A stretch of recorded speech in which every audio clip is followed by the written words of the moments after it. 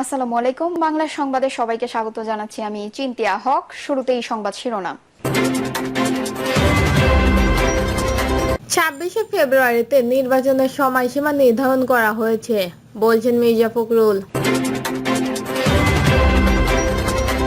বিএনপির আশীর্বাদের চিঠি এখন অভিশাপে পরিণত হয়েছে, বলছেন নূর। জানাবো, বিএনপিকে বার্তা দিলেন পিনাক্কি ভট্টাচার্য। এবং সর্বশেষ জানাবো, ঈদের পর নিত্যপণ্য বাজার প্রায় ক্রেতা শূন্য, দামে কিছুটা স্বস্তি। শুনছিলেন সংবাদ শিরোনাম, এবারে বিস্তারিত। 26শে ফেব্রুয়ারিতে নির্বাচনের সময়সীমা নির্ধারণ করা হয়েছে, বলছেন মির্জা ফখরুল। লন্ডনের প্রধান উপদেষ্টা ডক্টর মোহাম্মদ ইউনূসের সঙ্গে বিএনপির ভারপ্রাপ্ত চেয়ারম্যান তারেক রহমানের বৈঠকটি সত্যিকার অর্থে একটি টার্নিং পয়েন্টে পরিণত হয়েছে। বৈঠকে উভয় পক্ষের ত্রয়োদশ জাতীয় সংসদ নির্বাচনের আগামী বছরের ফেব্রুয়ারিতে আয়োজনে সম্মত হয়েছে।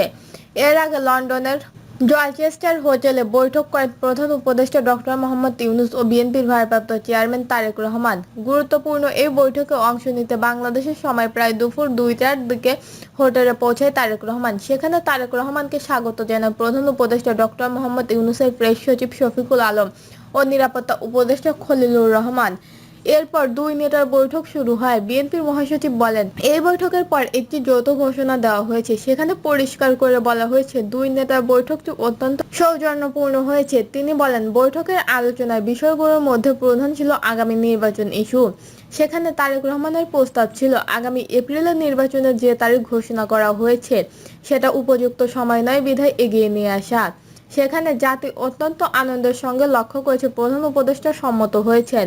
তারা ফেব্রুয়ারির মাঝামাঝি সময়ে আগামী নির্বাচনের সময়সীমা নির্ধারণ করেছে। বিএনপির মহাসচিব বলেন, এখন অতীতের সব ভুলে জাতীয় ঐক্য গড়ে তোলা প্রয়োজন। আমরা নির্বাচনের প্রস্তুতি নিয়ে গণতান্ত্রিক পথে এগিয়ে যাচ্ছি। গণতন্ত্র চর্চার বিষয়, একে অপরকে গালাগালি না দিয়ে জাতীয় ঐক্যমত্যের ভিত্তিতে দেশ এগিয়ে নিয়ে যেতে হবে। বিএনপির আশীর্বাদের চিঠি এখন অভিশাপে পরিণত হয়েছে, বলছেন নূর। জাকসুর সাবেক ভিপি ও গণ অধিকার পরিষদের সভাপতি নুরুল হক নূর বলেছেন, বিএনপির দেওয়া আশীর্বাদের চিঠি এখন আমাদের জন্য অভিশাপে পরিণত হয়েছে। এই চিঠির কারণে স্থানীয় পর্যায়ে আমাদের নেতাকর্মীদের ওপর একের পর এক হামলার ঘটনা ঘটছে। সংবাদ সম্মেলনে নুরুল হক নূর বলেন, গতকাল গলাচাপি ও 10 মিনার বিভিন্ন এলাকায় আমাদের অফিসে হামলা, ভাঙচুর, মোটরসাইকেলে আগুন দেওয়া এবং নেতাকর্মীদের ওপর হামলা চালানো হয়েছে। কালারাজা, চলকাজো, চর বিশ্বাস বিভিন্ন এলাকায় আমাদের নেতাকর্মীদের মারধরের শিকার হয়েছে। ইতিমধ্যে 120 জন আহত হয়েছেন এবং 17টি অফিস ভাঙচুর করা হয়েছে। 2টি মোটরসাইকেলে আগুন দেওয়া হয়েছে এবং আরও অনেকগুলো মোটরসাইকেল ভাঙচুর করা হয়েছে।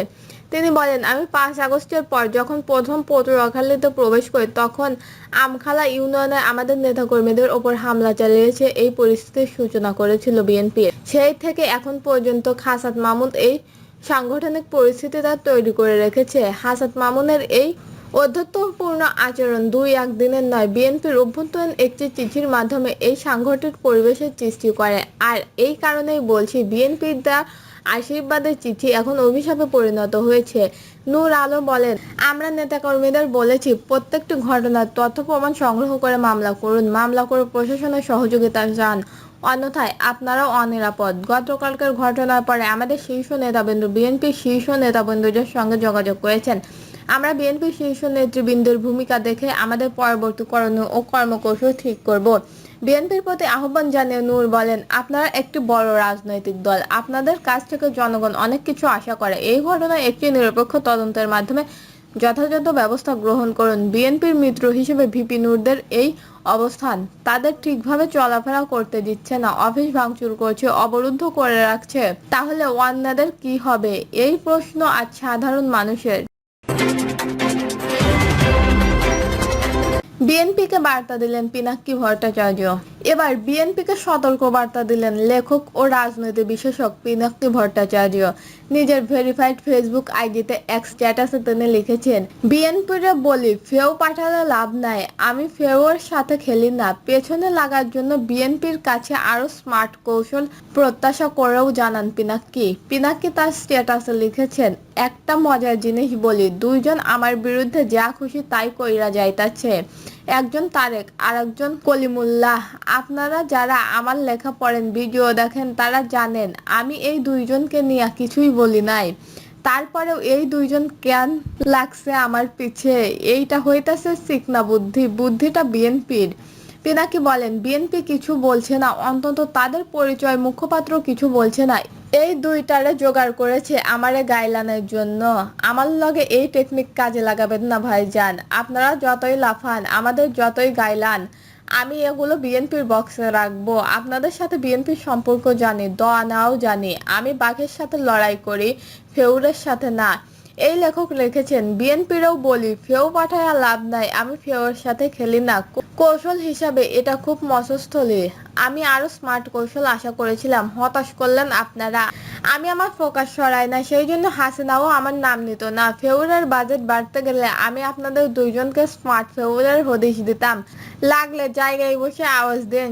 স্ট্যাটাস শেষে নূরের ঘটনা উল্লেখ করে তিনি বলেন, নূরের ঘটনা তো দেখতেছেন সবাই, যাদেরকে সেকেন্ডারি জিনিস হিসাবে সামনে আনবেন সবাই ফেল করবেন।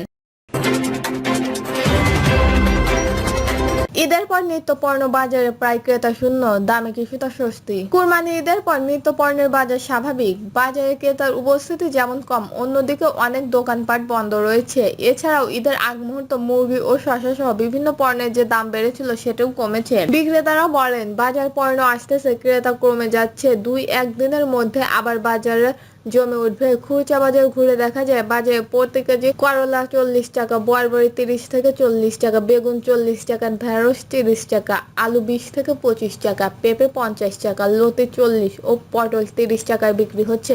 তবে কেজি প্রতি 100 টাকায় বিক্রি হচ্ছে টমেটো, আর প্রতি কেজি কাঁচামরিচ বিক্রি হচ্ছে 50 থেকে 60 টাকায়। গত সপ্তাহের তুলনায় মাছের বাজারে কিছুটা চড়াভাবে দেখা যাচ্ছে।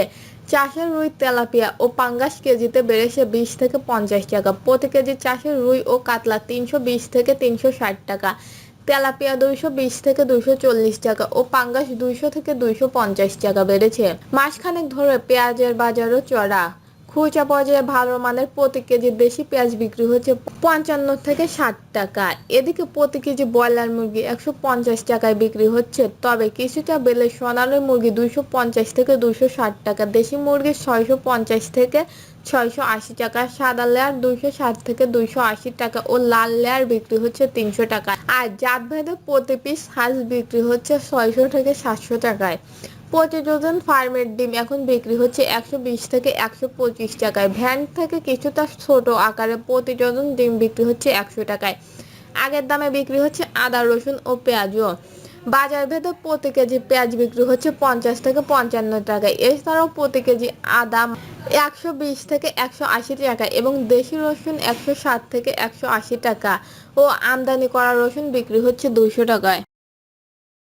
দর্শক, এই ছিল এখনকার সর্বশেষ নিউজটি ভালো লাগলে একটি লাইক দিন, কমেন্টে আপনার মতামত জানান এবং আমাদের পাশে থাকার জন্য বেল বাটনটি অন করে রাখুন। ধন্যবাদ।